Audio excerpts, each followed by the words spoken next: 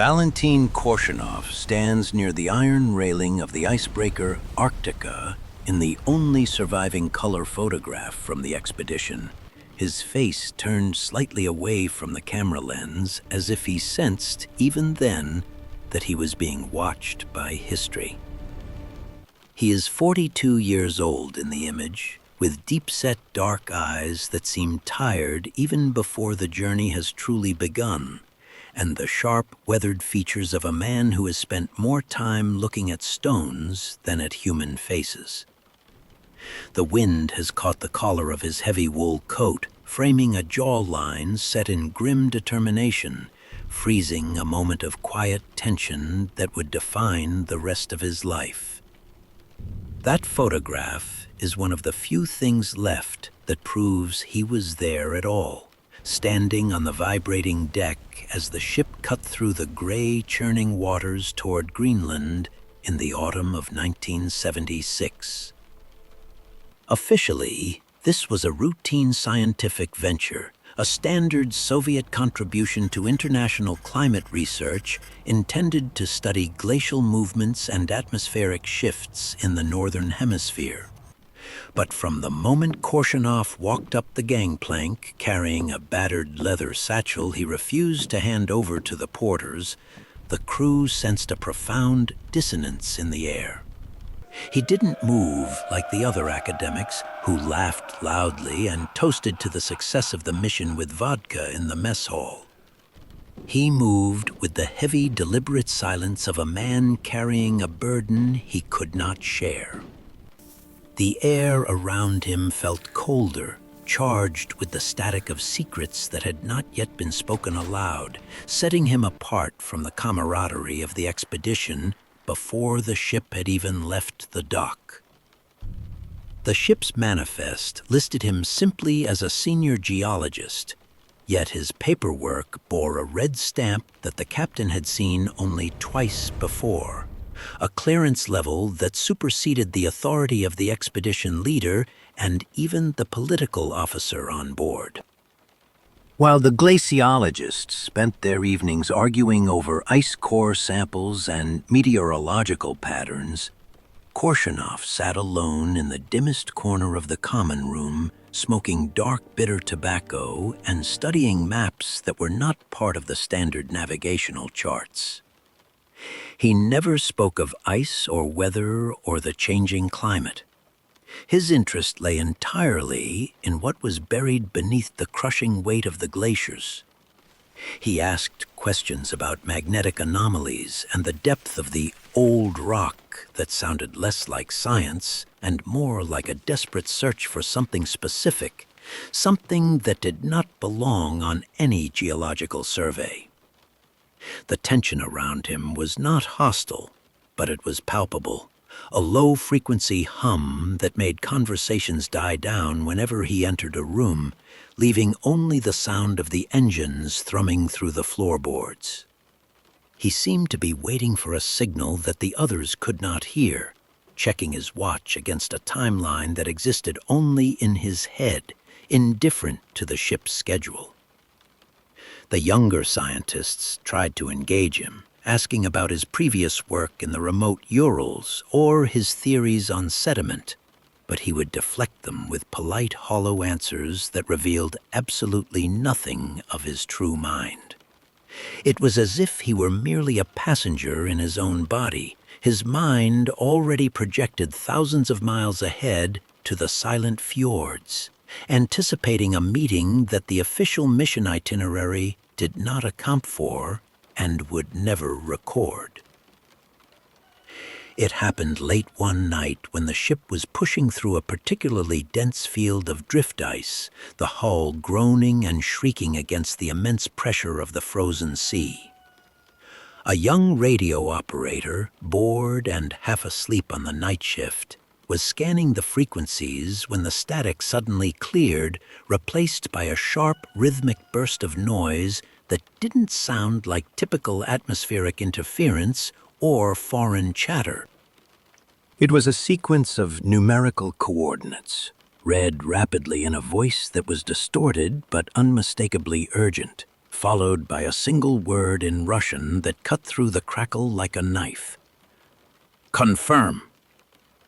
The operator blinked, his pulse jumping, and reached for his logbook, his pen hovering over the page, instinctively ready to record the transmission as protocol demanded. But before the ink could touch the paper, a hand closed over his wrist, not roughly, but with a firmness that stopped his heart for a terrifying second. Korshunov was standing behind him, though the operator had not heard the heavy door open or footsteps cross the metal floor. The geologist was not looking at the radio equipment. He was looking directly into the young man's eyes with a terrifying intensity, his face illuminated by the pale, ghostly green glow of the instrument panel. He shook his head slowly, a silent command that carried the weight of the entire state apparatus behind it, a warning that transcended rank or regulation. The message was perfectly clear. This sound, this voice, this set of numbers, none of it had happened, and to write it down was to invite a darkness the boy could not comprehend. The operator slowly lowered his pen, his breath catching in his throat as the transmission ended and the white noise washed back over the room, burying the voice once more in the ether. Korshunov held the gaze for a moment longer, checking to ensure the fear had taken root, before turning and walking away without a single spoken word. He returned to his maps and his smoke, leaving the young man shivering in the warm room, burdened with the sudden heavy realization that they were not just studying ice or weather patterns. They were traveling towards something that had been waiting for them in the dark for a very long time. And Valentin Korshunov was the only one on board who knew its name, and perhaps the only one who knew the price they would pay to find it. The coast of Greenland did not appear to them as a welcoming harbor or a frontier of discovery, but rather as a fortress of white stone and gray ice that seemed to have been expecting them with a cold, indifferent patience. The sky above the coastline refused to commit to either day or night, hanging in a perpetual bruised twilight that distorted depth perception and made the towering glaciers look like motionless tidal waves waiting to crash down upon the tiny human figures scurrying at their base. When the expedition finally disembarked, the silence of the land was absolute, a heavy suffocating blanket that swallowed the sound of the diesel generators and the shouting of men as they unloaded crates of equipment onto the rocky shore. It was a place that felt sealed shut, a locked door on a planetary scale, and the scientists moved with the frantic energy of burglars trying to pick a lock before the owners returned. They drove stakes into the permafrost and calibrated their sensors, desperate to impose the logic of the Soviet Union onto a landscape that recognized no authority but the wind and the slow grinding march of the ice. While the glaciologists busied themselves with the surface, obsessing over accumulation rates and atmospheric pressure, Korshunov moved through the camp like a man who was merely passing through on his way to a more important destination. He did not help with the tents or the drilling rigs. Instead, he would simply vanish for hours at a time, walking away from the safety of the perimeter with a stride that was alarming in its purposefulness. He carried no rifle for protection against bears, only that same battered leather satchel and a geologist's hammer that looked too heavy for delicate work. The others assumed he was scouting for rock outcroppings or taking preliminary samples, but his absences grew longer and more inexplicable as the days blurred into one continuous gray timeline. He would disappear over a ridge of crushed granite and stay gone until the cold became dangerous, returning only when his lips were blue and his eyes were wide with a strange feverish intensity that made the younger men look away in discomfort. It was the condition of his boots that finally drew the quiet, fearful attention of the team's logistics officer, a detail that would be whispered about in the mess tent late at night. When the other men returned from their shifts, their gear was caked in pristine dry snow or the slush of surface melt, clean and cold. But when Korshunov walked back into the circle of light cast by the camp lanterns, his heavy boots were thick with dark, oily silt, a black, clinging mud that smelled of sulfur and deep, stagnant earth. Where, in this frozen world of ice sheets and wind-scoured rock, had he found deep, wet soil? It suggested he had descended into places the others had not seen, perhaps finding fissures or caves where the geothermal heat kept the ground soft and alive. He never explained the mud, scraping it off outside his tent with a methodical silence. But the sight of that black earth on the white snow felt like a violation, a stain that hinted at a path leading down, not across. The sense that the expedition was a cover for something far more complex deepened with the casual, almost accidental intervention of the Danish liaison officer assigned to monitor their progress. He was a tall, smiling man who spoke excellent Russian, though his eyes remained sharp and watchful, missing nothing of the strange dynamic within the Soviet team. One evening, while sharing a thermos of tea near the radio equipment, he remarked with a tone of polite confusion that the supply requests from Moscow included an unusual number of bathymetric charts, maps designed for navigating the ocean floor, not the ice sheet. He asked, with a smile that did not quite reach his eyes, why a climate mission studying glaciers would need such precise data on the depth and contours of the submarine canyons miles offshore. The question hung in the freezing air, unanswered, exposing the lie at the heart of their presence there. It was a subtle signal that the West was watching, and that they knew the Soviets were looking for something that had nothing to do with the weather. That same night, as the wind began to howl with a voice that sounded almost human, Korshunov retreated to his small canvas-walled tent and lit a kerosene lamp that cast long, dancing shadows against the fabric. He did not sleep. Instead, he opened a fresh notebook, the paper crisp and white, and began to write with a hand that trembled ever so slightly, not from the cold, but from the vibration of a realization that had finally settled in his gut. The entry he wrote was not a log of geological strata or magnetic readings. It was a sentence that stripped away the pretense of science entirely. He wrote that the maps were correct, that the silence outside was a deception, and that the emptiness of the landscape was a lie constructed to fool the uninitiated. In neat, jagged Cyrillic letters, he set down the thought that would haunt the rest of the mission. We are not the first to look, and we are not alone here. Someone is already waiting for us. It was the admission of a man who realized he had walked into a room thinking it was empty, only to hear breathing in the dark. The fjord was a place where sound went to die, a vast amphitheater of black water and sheer rock walls that seemed to absorb the wind before it could even whistle.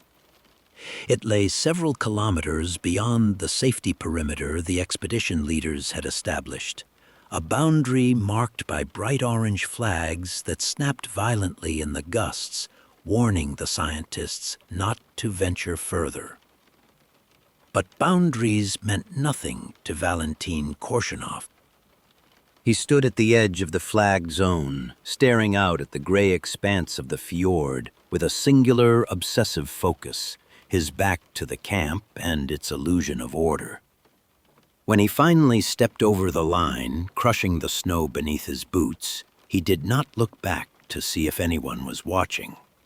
He simply began to walk, a solitary dark figure moving against a backdrop of overwhelming white, heading toward a specific point on the jagged coastline as if guided by an invisible tether.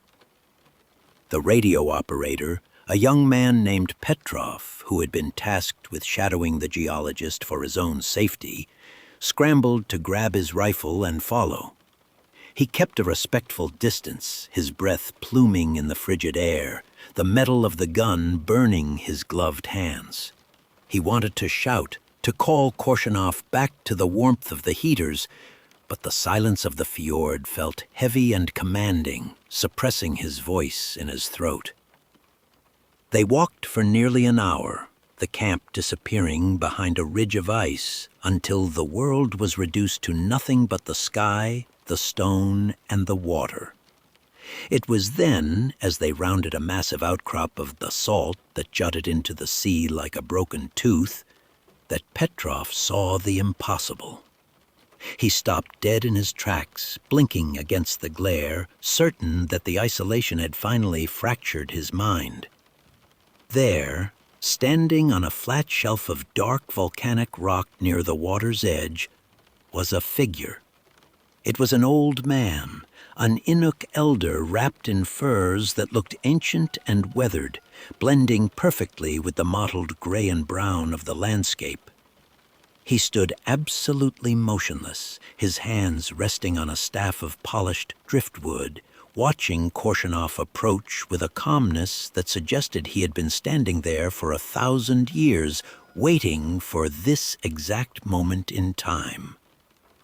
There was no surprise in his posture, no fear of the strangers invading his solitude.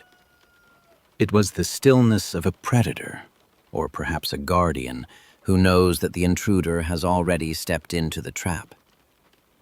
Petrov felt a chill that had nothing to do with the Arctic wind crawl up his spine. This meeting was not a coincidence. It was an appointment.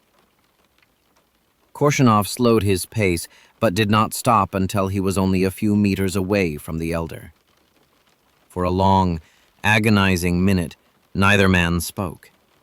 They simply looked at one another, a silent exchange of recognition that bridged the vast cultural and linguistic chasm between the Soviet scientist and the indigenous keeper of the land. Then, from the shadow of a nearby boulder, a second figure emerged, a young man, perhaps barely 20, with sharp eyes and a tense, alert stance. He stepped between them, not as a barrier, but as a bridge. When he spoke, the sound was shocking in its incongruity. He spoke Russian.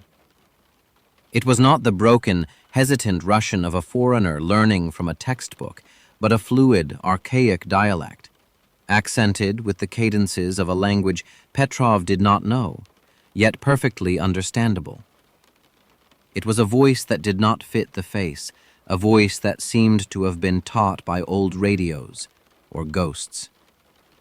The young interpreter relayed the elder's words without emotion, his voice flat and resonant against the rock walls. The elder did not offer a name, nor did he ask for Korshunov's.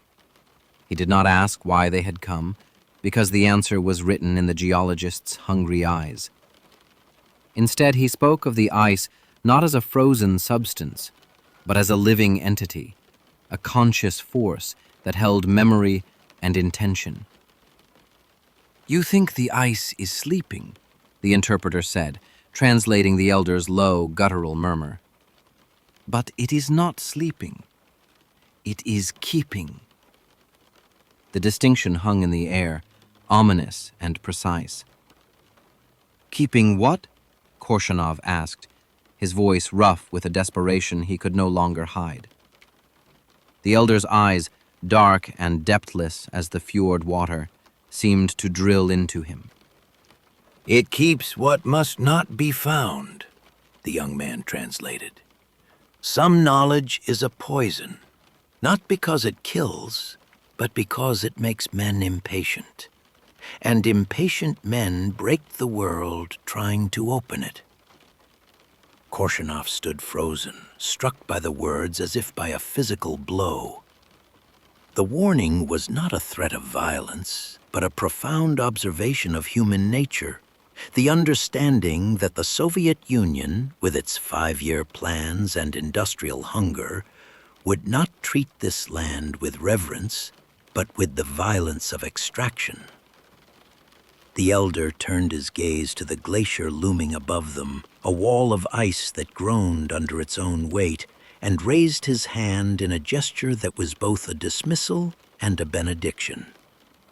He had delivered the message. Whether the man from the metal ship would listen was no longer his concern. Petro, watching from 50 meters away, lowered his rifle, sensing that he was witnessing something that would never appear in any official report, a collision of two worlds that were never meant to touch. As Korshunov turned back, his face was pale, not with cold, but with the terrifying clarity of a man who has just been told the exact date of his own destruction. The wind outside the canvas walls had risen to a shriek, battering the small expedition tents with a violence that made the frames shudder and groan. But inside Korshunov's quarters, the air was thick with a different kind of turbulence. He had swept the standard-issue mess kits and ration tins off his folding table, clearing a space for a sprawling mosaic of paper that should not have existed in that place, or perhaps in that century. Under the hissing yellow light of a suspended lantern, he laid out the official Soviet survey sheets, crisp, blue-lined grids detailing the known topography of the Greenland coast, and then, with hands that moved with feverish precision, he began to overlay them with something else entirely. These were not maps printed in a Moscow typography bureau. They were rough, hand-drawn sketches on yellowed, brittle paper that smelled of smoke and cured leather, covered in ink that looked too dark and too old to be fresh. Petro, the radio operator, had entered the tent to check the heater fuel, but he froze near the entrance, his eyes drawn irresistibly to the chaotic spread on the table. He watched as Korshunov aligned the jagged hand-drawn lines with the precise contours of the Soviet maps, shifting the translucent overlay until it clicked into place with a terrifying accuracy. The match was perfect. The ridges and valleys drawn by an unknown hand decades, perhaps centuries ago, lined up exactly with the satellite-derived data the expedition had brought with them. It was a geological impossibility. How could someone have known the precise subglacial topography, the shape of the land buried under miles of ice, without the aid of ground-penetrating radar or seismic sensors? The implications made the hair on Petrov's arms stand up. It was like watching someone solve a complex mathematical equation using only intuition and a piece of charcoal. He took a hesitant step closer, peering over the geologist's shoulder, and saw the symbols. They were not standard geological notation, no strike and dip marks, no chemical abbreviations. Instead, strange glyphs were scattered across the map, concentrated along invisible corridors that ran deep beneath the representation of the ice sheet. There were circles with radiating cuts, like stylized suns or perhaps eyes, repeated in a pattern that suggested a deliberate, intelligent design rather than natural formation.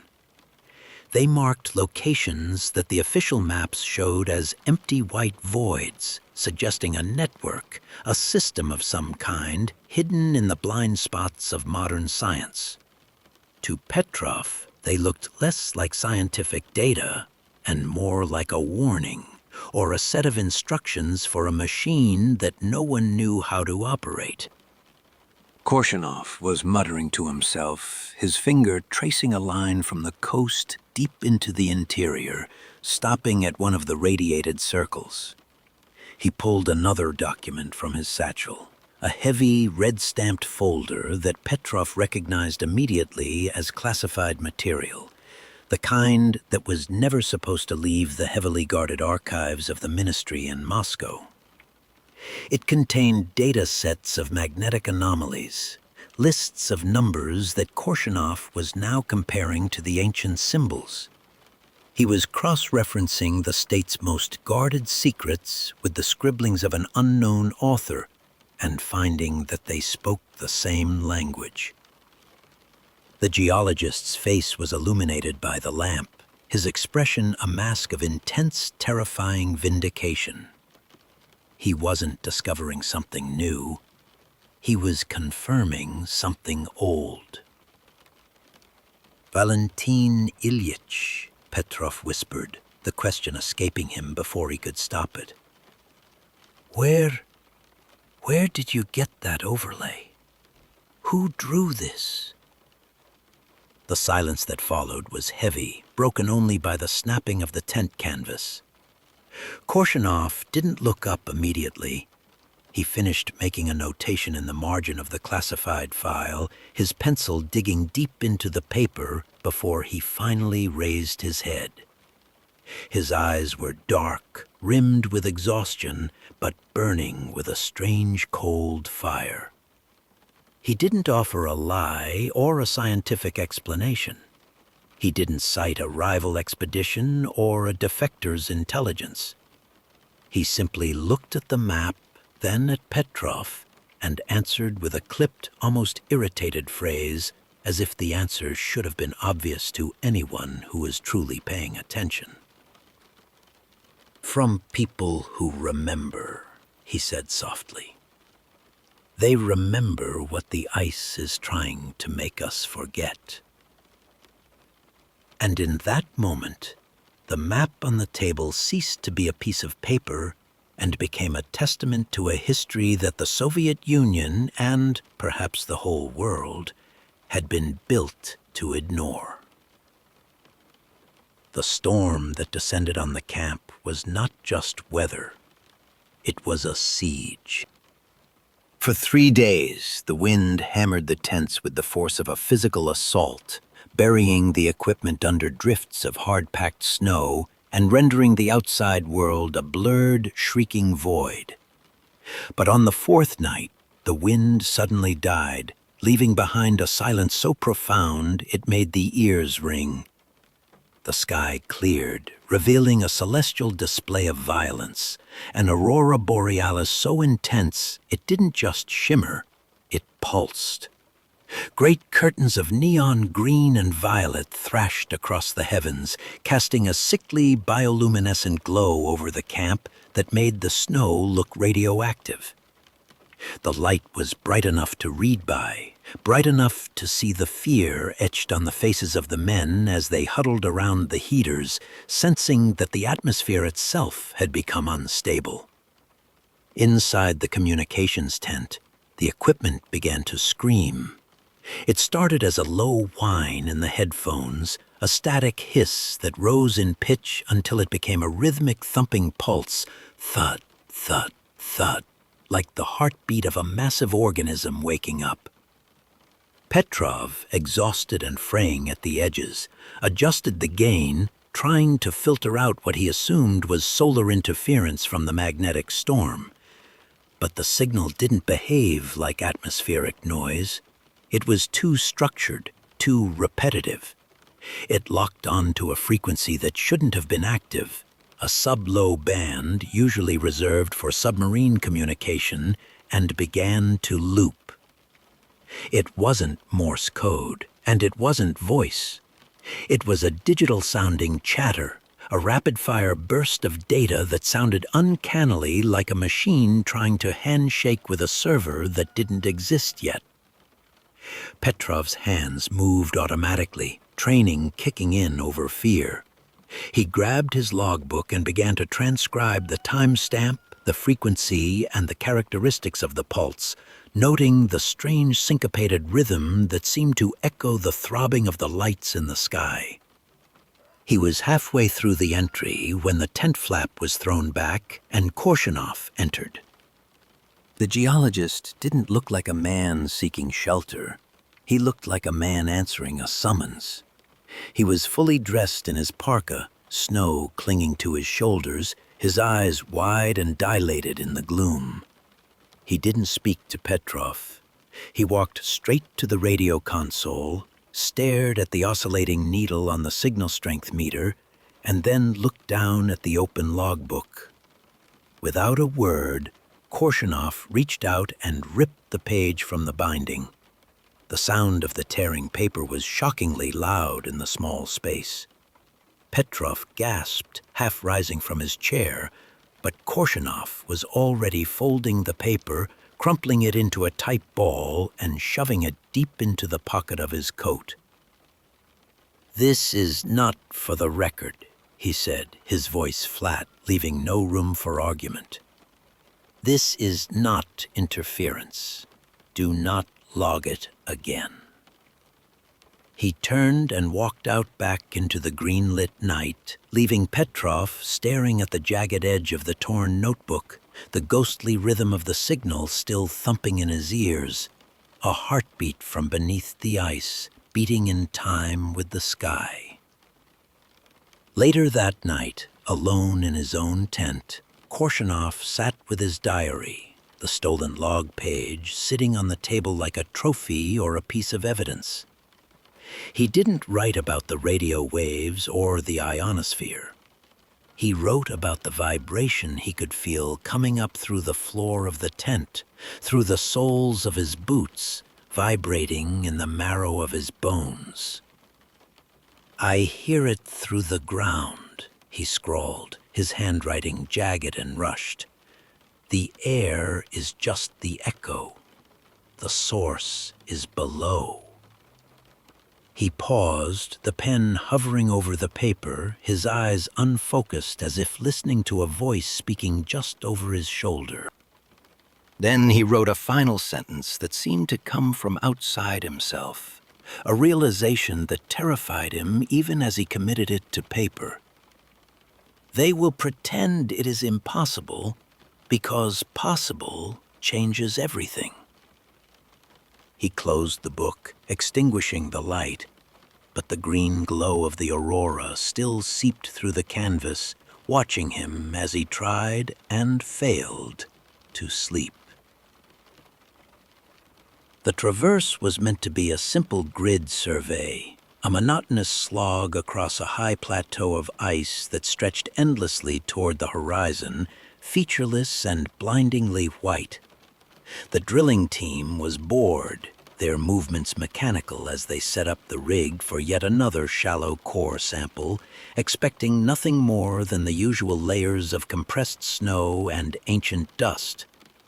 The diesel engine of the drill chugged rhythmically, the bit grinding down into the surface, spitting out chips of ice that glittered like diamonds in the pale sunlight. It was routine work, the kind that made men complacent, until the drill hit something that wasn't ice. At a depth of only 40 meters, far too shallow for bedrock, the drill shrieked. It wasn't the dull grind of stone, it was a high-pitched metallic scream, as if the bit had struck a plate of tempered steel. The rig shuddered violently, nearly throwing the operators off their feet, and then, just as suddenly, the resistance vanished. The drill string plunged downward, free-falling for 3 meters into a void that shouldn't have been there. The engine roared as the load disappeared, revving freely until the foreman slammed the kill switch, silence crashing back down over the plateau. The men stared at each other, breaths clouding in the air, confusion and fear warring behind their goggles. "Equipment failure," someone muttered. "A natural cavern, a pocket of air." But Valentin Korshunov was not looking at the rig. He was staring at the hole in the ice, and his face had gone a terrifying shade of gray, a pallor that had nothing to do with the biting wind. He stripped off his glove and placed his bare hand on the metal casing of the drill shaft, feeling for vibrations, for temperature, for something only he seemed to expect. When he pulled his hand back, he turned to the team leader and gave an order that made no sense. "Extract the core," he said, his voice tight and strained. "Mark it as contaminated. Priority 1 containment." The foreman protested. There was no core to extract. They had hit a void. But Korshunov cut him off with a glare so ferocious it silenced the man instantly. "Pull it up! Now!" When the drill string was winched back up, the bottom section, the core that supposedly didn't exist, was not empty. The barrel was packed with a strange, dark substance that was neither ice nor rock.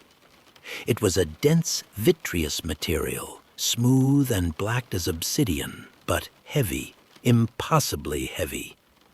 It didn't look like something that had come from the earth. It looked like something that had been manufactured. Korshunov didn't let the geologists examine it.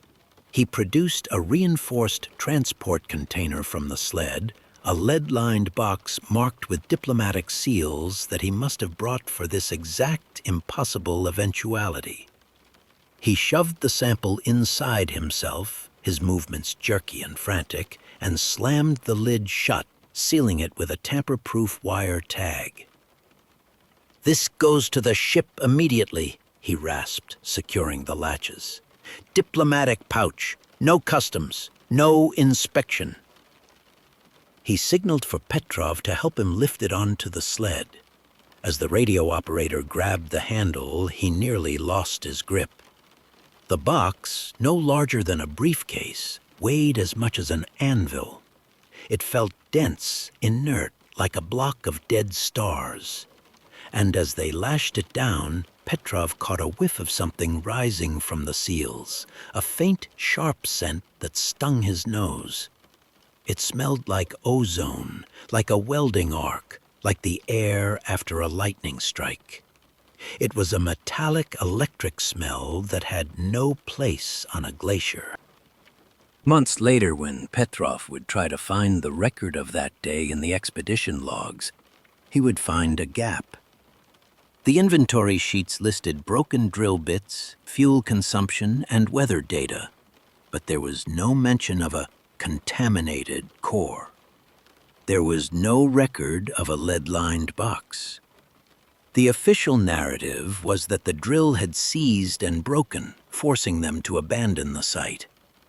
But Petrov could still feel the phantom weight of that container in his arms, a heaviness that anchored the memory in reality, and he could still smell that alien electric scent, the smell of a door being opened that should have stayed shut forever.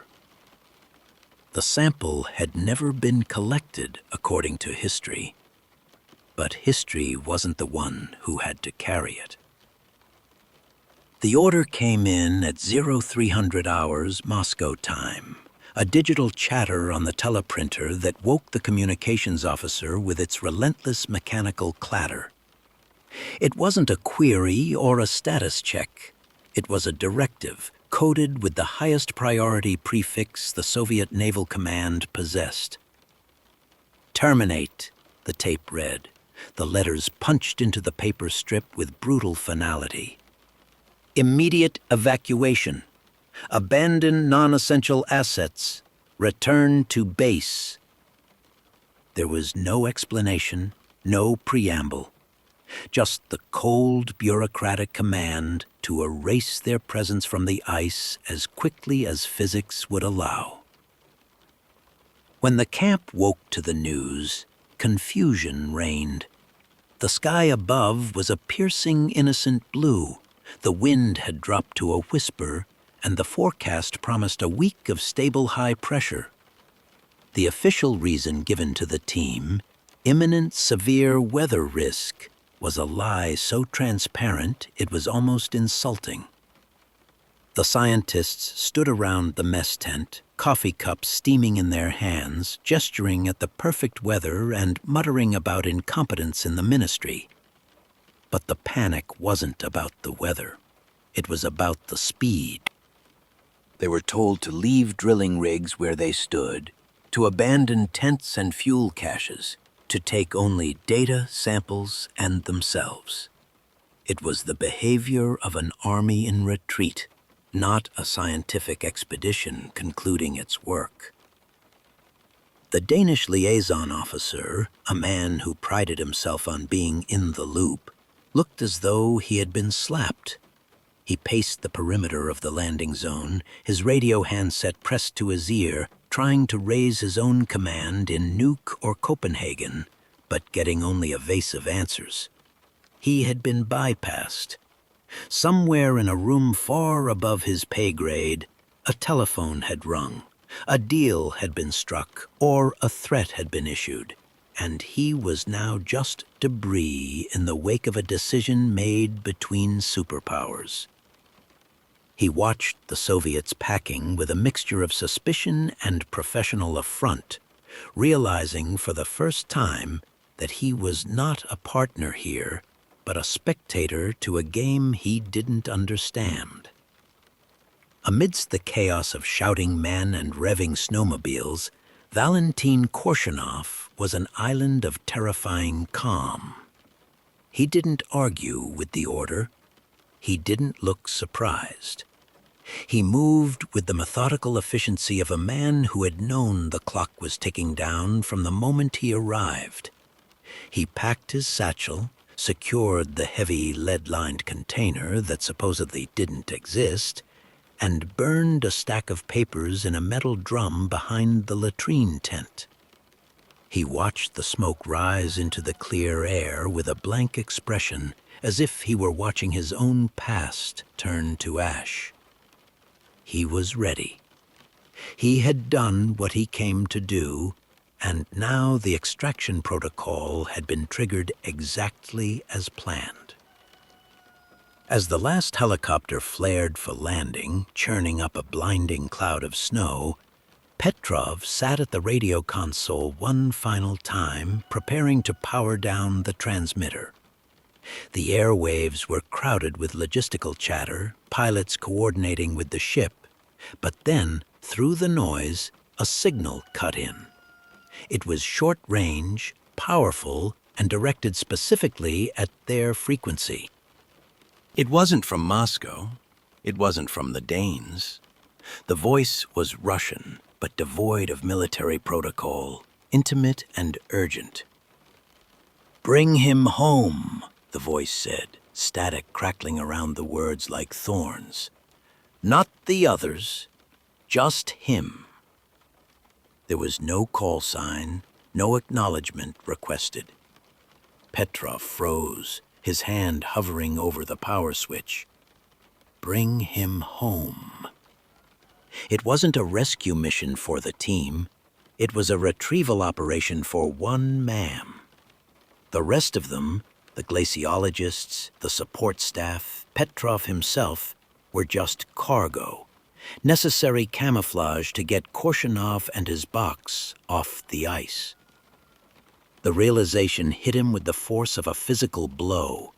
The entire expedition, the millions of rubles, the months of planning, the ships and the helicopters, it had all been a dazzling, expensive shell game designed to facilitate one meeting, one discovery, and one extraction.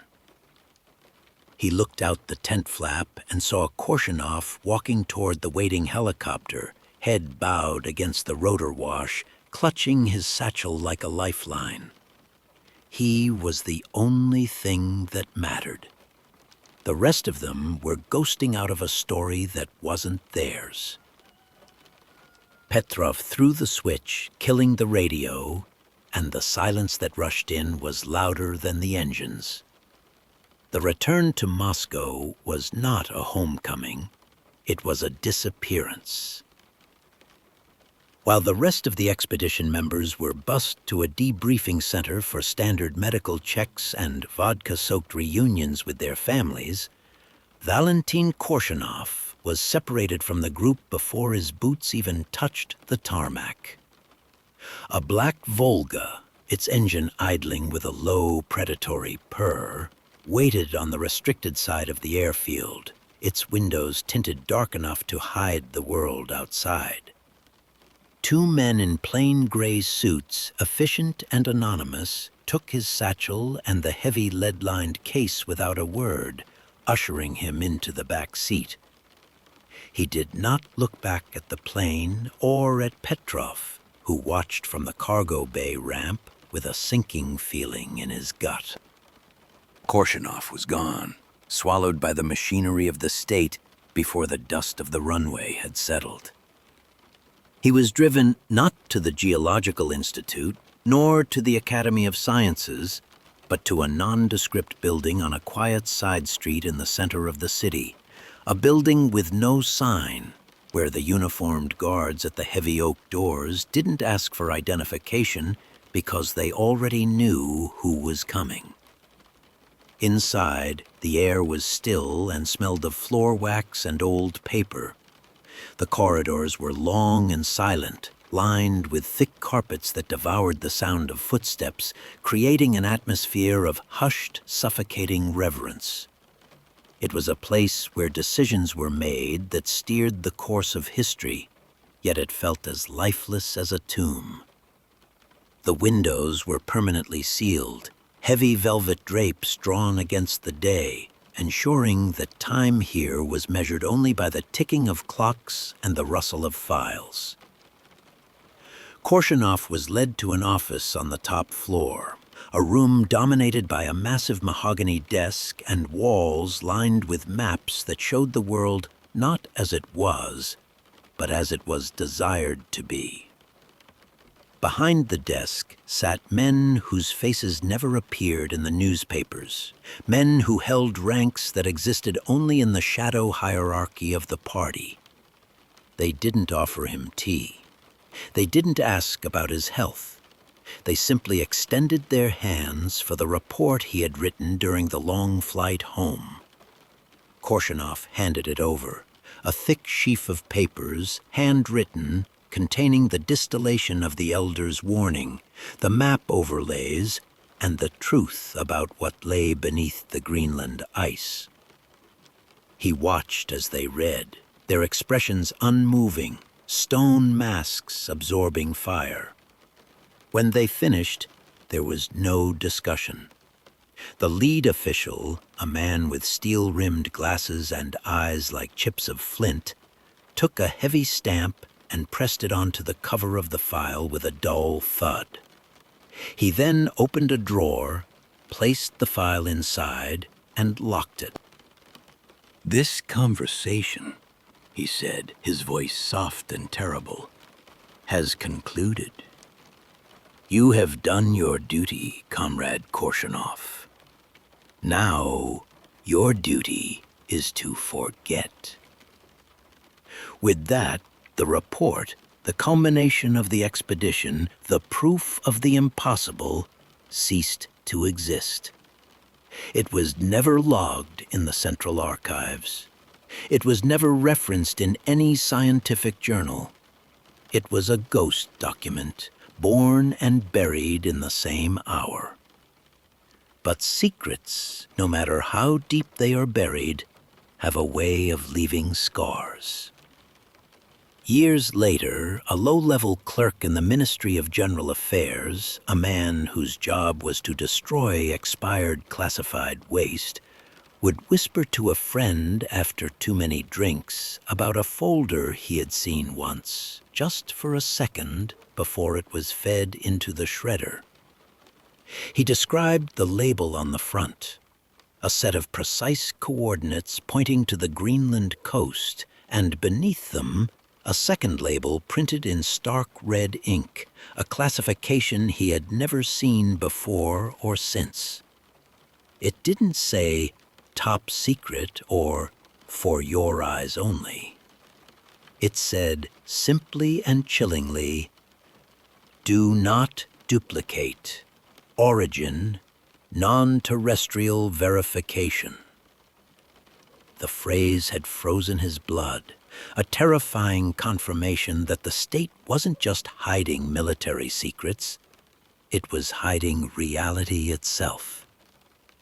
And then the machine had roared, and the truth had been reduced to confetti, leaving the clerk with a memory that would keep him awake for the rest of his life. Valentin Korshunov did not die in that office in Moscow, but the man he had been did not survive it. He resurfaced months later, a ghost in a gray suit, assigned to a closed institute located in the blurred industrial outskirts of the city, a complex of brutalist concrete blocks surrounded by high fences and pine forests, with no sign on the gate and no name in the telephone directory. His official title was Senior Analyst for Mineral Forecasting, a vague bureaucratic euphemism that allowed him to draw a salary without producing anything the public would ever see. His work never appeared in scientific journals. He presented no papers at symposiums. He was a silo, a repository for information that had no outlet, his brilliant mind turning in circles like a trapped animal. He cut all ties with his former life with a surgical precision that bordered on cruelty. Old friends from the academy who called his apartment were met with silence or a curt, "Wrong number," before the line went dead. Invitations to dinners, to dachas, to the weddings of colleagues' children, all went unanswered. He became a man made of negative space, defined by his absence. When he was forced to venture into the city, he moved through the crowds like a fugitive, his eyes constantly scanning the periphery, his shoulders hunched as if anticipating a blow. In public cafeterias, he would sit in the furthest corner, his back pressed firmly against the wall, nursing a glass of tea that went cold while he watched the door. He spoke to no one. He looked at no one. He was a man holding his breath, waiting for an exhale that would never come. His apartment, a small two-room unit in a crumbling Stalin-era block, reflected the barren landscape of his internal world. It was sparsely furnished, almost ascetic, a bed, a table, a single chair, and shelves devoid of personal mementos. There were no photographs of family, no souvenirs from his travels, no clutter of a life being lived. It was the transient space of a man who expected to be erased at any moment, a man who kept his bags packed metaphorically, if not literally. He lived like a spy in his own country, or perhaps a prisoner on day release, the walls closing in a little more each day. The silence in his home was heavy, a physical weight that pressed against the eardrums, broken only by the scratching of his pen late at night as he wrote in notebooks that he would burn before morning. One autumn evening, chance, or perhaps fate, intervened. A former colleague from his university days, a jovial geophysicist named Sokolov, spotted him in a park feeding pigeons with a mechanical distraction. Sokolov, unaware of the chasm that had opened up, rushed over, clapping Korshunov on the shoulder, asking loudly where he had been, why he had vanished, what incredible discoveries he had made in the frozen north. Korshunov flinched violently at the touch, his face draining of color. He looked at Sokolov, not with recognition, but with terror. He grabbed the man's arm, his grip surprisingly strong, and pulled him close, his voice a harsh, desperate whisper. "Don't ask me that," he hissed, his eyes darting to the nearby benches, to a man reading a newspaper, to a couple walking a dog. "Forget you saw me. Forget Greenland." Sokolov, confused and hurt, pressed him. "Valentin, what happened? We are scientists. We seek the truth." Korshunov let out a short, bitter laugh that sounded like dry leaves skittering on pavement. He leaned in, his breath smelling of stale tobacco and fear, and delivered a line that would haunt Sokolov for decades. "Truth is not a prize, Ivan. It is a target. If you knew what I know, you would start looking. And the moment you start looking..." He trailed off, his gaze drifting over Sokolov's shoulder to the gray horizon. "Someone starts watching, and they never stop blinking." He released his grip, turned on his heel, and walked away into the gathering dusk, leaving his friend standing alone in the cold, suddenly aware that the park felt very large and very unsafe. Valentin Korshunov died on a Tuesday in the quiet, unremarkable manner that characterized his later years. The official death certificate, signed by a doctor who had never treated him before, listed acute myocardial infarction, a sudden, massive heart attack. He was 51 years old. To the outside world, it was a tragedy, the premature end of a dedicated scientist. But to the few who knew the shape of the shadows he lived in, the timing felt precise, surgical. It was too clean. It came exactly 2 weeks after he had filed a formal written request with the Ministry Archives to access his own classified field notes from 1976. The reason he gave was preparation for a personal memoir, a justification so absurd for a man who had spent a decade erasing himself that it could only have been a signal or a threat. He was done hiding. He was ready to speak, and the system had answered. The erasure began before the body was even cold. Within 48 hours of his collapse, a van with no markings pulled up to his apartment block. Neighbors, peering through lace curtains, saw 3 men in dark work clothes enter the building. They moved with a fluid, silent efficiency that did not belong to movers or relatives. They carried empty cardboard boxes up the stairs, and an hour later, they carried them down full. They didn't speak to anyone. They didn't prop the door open. They simply dismantled a life piece by piece. When the landlady was finally allowed in to clean, the apartment was sterilized.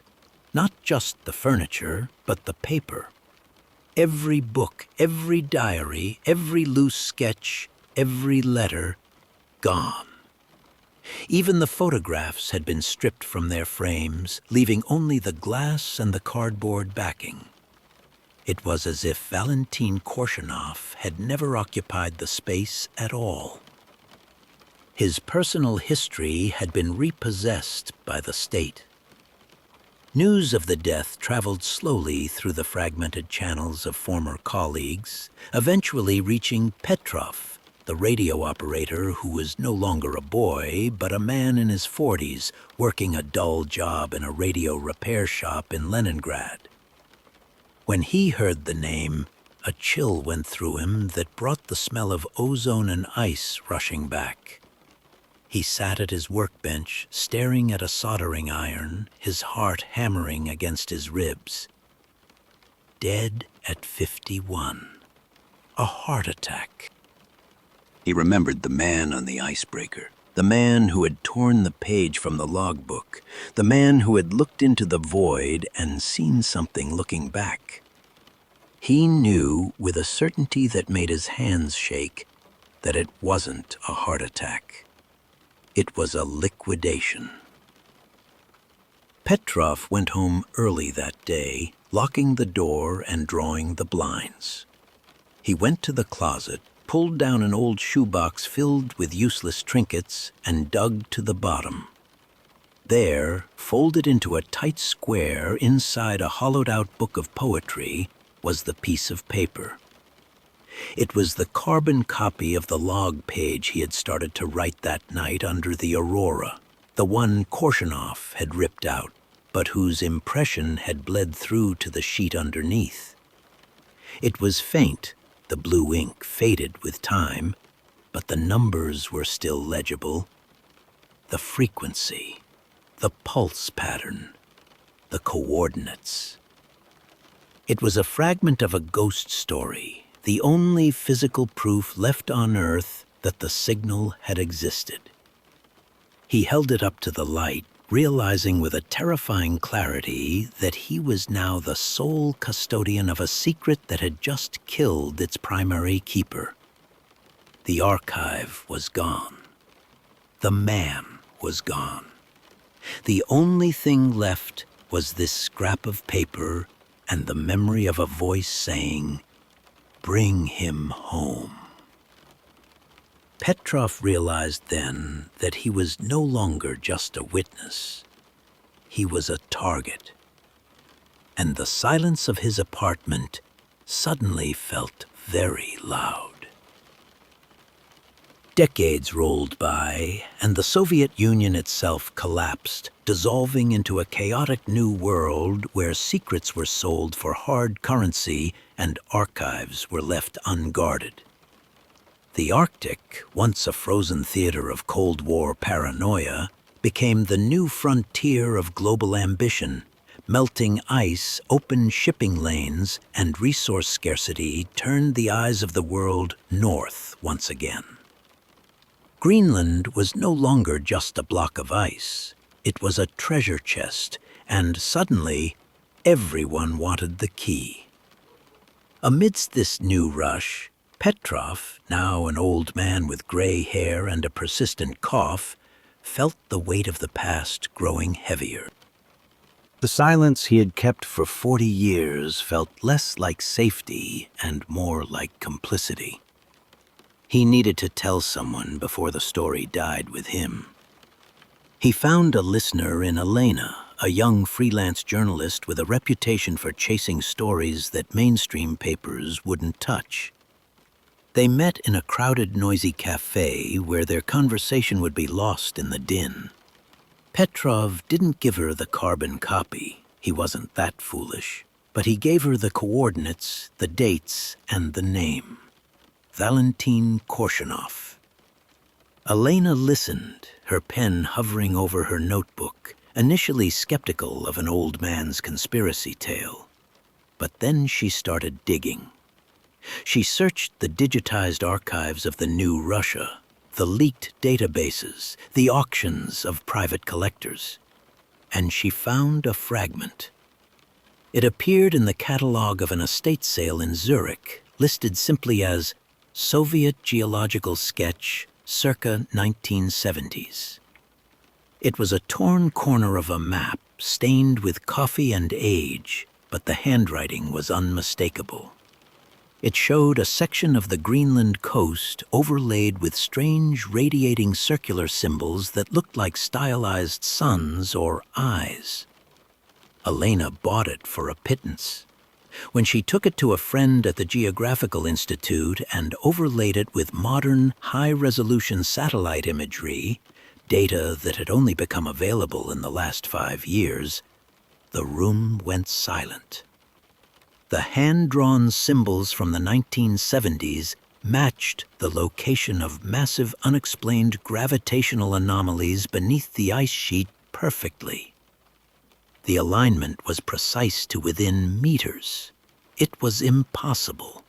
No technology existed in 1976 that could have seen through 2 miles of ice with that clarity.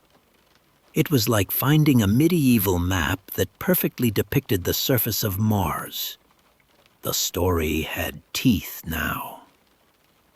Elena traveled to Copenhagen, following a lead Petrov had given her about the Danish liaison officer. The man was long dead, but she found his former assistant, a technician named Larsen, now living in a nursing home. Larsen's memory was fading, but the mention of the 1976 Soviet expedition brought a spark of clarity to his clouded eyes. He laughed, a dry, rattling sound. "The climate mission," he scoffed. "That was the joke. We knew. They were sending requests for deep penetration sonar frequencies that are illegal to use near marine mammals. They wanted bathymetry for the sub-ice canyons, deeper than anyone goes." He leaned forward, gripping the arms of his wheelchair. "And they asked for equipment to shield against high-frequency localized interference. Not from the sky, from the ground. They knew something was down there before they even drilled the first hole." The pieces were snapping together with a terrifying logic. The map, the anomaly, the interference, the death. It wasn't just a failed expedition. It was a successful one that had been buried. The Soviet Union hadn't just been looking, they had found.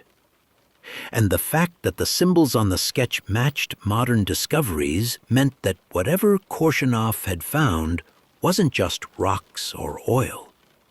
It was a structure, a pattern, something that required a map drawn by people who remember. Elena realized she wasn't investigating a historical curiosity.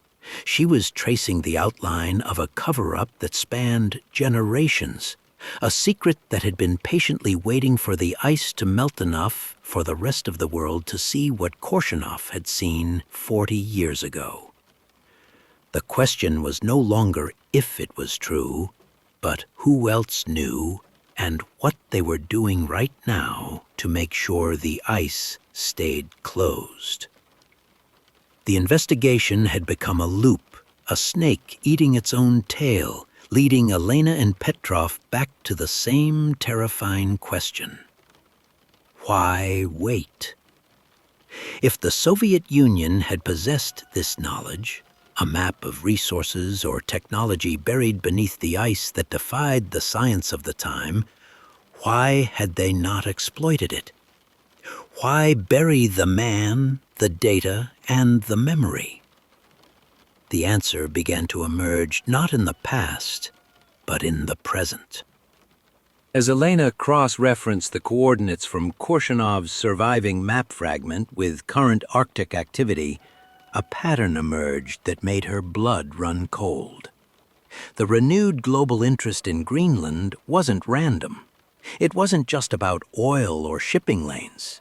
The specific locations where international consortiums were now fighting for drilling rights, sites marked by sudden fierce diplomatic tussles between superpowers, were the exact same spots Korshunov had marked with his strange radiating circles 40 years ago.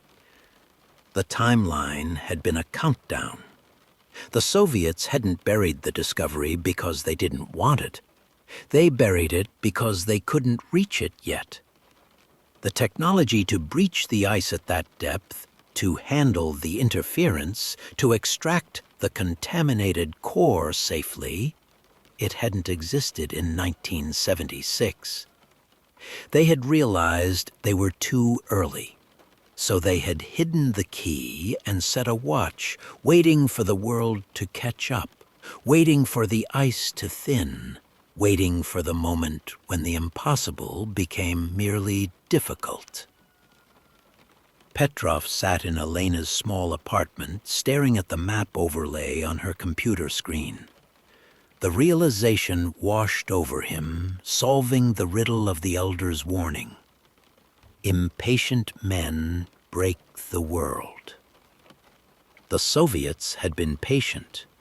They had played the longest game of all, passing the secret from one silent generation to the next, until the time was right. And now, the time was right. The sudden death of Korshunov, the disappearance of the archive, it wasn't just to hide the past, it was to secure the future. They were clearing the board for the end game. "They gave it to us too early," Petrov whispered, repeating the words he had heard Korshunov murmur in the dark tent all those years ago. It was the final piece of the puzzle. The information, the map, the symbols, hadn't come from Soviet science. It had come from the people who remember, or perhaps from the signal itself. Korshunov had been the vessel, the man who looked too deep and saw the schedule of the future. He had died not because he knew too much, but because his part in the plan was finished. He was the courier, and the delivery had been made. The story didn't end with a bang or a public revelation. It ended with the quiet, terrifying hum of machinery starting up in the north. The journalist published her findings, but they were drowned out by the noise of the news cycle, dismissed as fringe theory. But Petrov knew. He stood by his window, looking north, feeling the vibration in the floorboards that might have been a passing truck or might have been the earth waking up. The ice was melting. The door was unlocking. And whatever had been waiting down there, the source of the pulse, the origin of the metal that smelled of ozone, was about to meet the men who had come back for it. The 40 years of silence were over. The noise was just beginning. The ice holds more memories than we can ever read, and some files are burned not to destroy the truth, but to delay it. If you want to uncover more stories from the sealed archives of the Soviet era, watch the other videos on this channel. Do you believe Korshunov found something that didn't belong to this earth? Or was he a victim of a very human game for resources? Write your theory in the comments below. And if this story chilled you, leave a like. It helps us keep the fire burning in the dark.